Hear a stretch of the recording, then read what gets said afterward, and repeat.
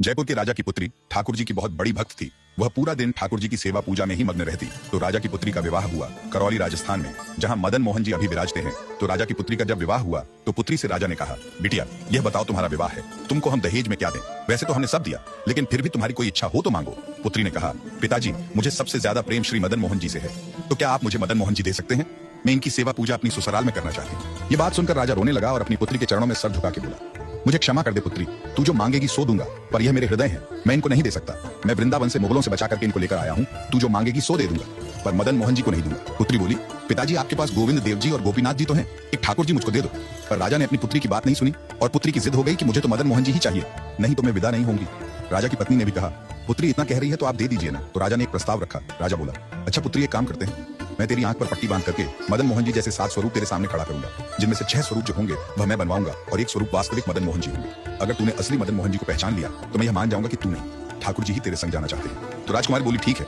राजा ने कारीगरों को बुलवाया और मदन मोहन जी जैसे 6 स्वरूप बनवाए और सभी का एक जैसा श्रृंगार किया। पुत्री की आंख पर पट्टी बांधी और कहा कि अगर तू असली मदन मोहन जी पहचान लेगी तो मैं ठाकुर जी को तेरे संग भेज दूंगा।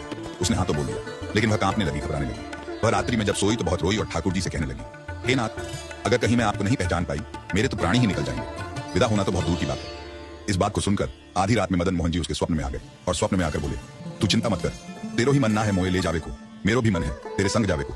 ठाकुर जी बोले, मैं एक काम करूंगा, जैसे ही तू मेरे स्वरूप को हाथ लगाएगी और मेरे हाथों को स्पर्श करेगी तो मैं अपनी कन्नी उंगली हिला दूंगा, तो समझ जाना यही असली मदन मोहन का स्वरूप है। अब तो दूसरे दिन वो पिताजी के पास गई, पिताजी जल्दी करिए कब चलना है? तो पिताजी बोले, बिटिया तू भी क्या याद रखेगी, मैंने ऐसे स्वरूप बनवाए हैं कि कोई बता ही नहीं सकता कि असली मदन मोहन कौन से हैं। पुत्री की आंख पर पट्टी बांधी गई और कहा, जाओ और ढूंढ लो असली मदन मोहन जी को। उसने जाकर के जैसे ही सभी स्वरूपों को स्पर्श करना प्रारंभ किया, 1 से लेकर 4 स्वरूप को स्पर्श करने के बाद पुत्री ने चारों को असली होने से मना कर दिया। और जैसे ही 5वें ठाकुर के स्वरूप को स्पर्श किया और हाथों की उंगली को स्पर्श किया तो ठाकुर जी ने अपनी कन्नी उंगली हिला दी। और जैसे ही कन्नी उंगली हिलाई तो पुत्री बोली, पिताजी यही है मदन मोहन जी। राजा के नेत्रों से आंसू गिर गए। राजा अपनी पुत्री के चरणों में गिर गए और उठ करके अपनी बिटिया को गले से लगा लिया और पुत्री के कान में बोले, मैंने ठाकुर जी की कन्नी उंगली हिलते हुए देख ली, मुझे यह बात पता चल गई है कि तेरी ही जिद नहीं है इनको ले जाने की, इनकी भी जिद है तेरे संग जाने की। और महाराज गाजे बाजे रथ में विराजमान होकर श्री मदन मोहन लाल जी करौली राजस्थान को प्रस्थान कर गए।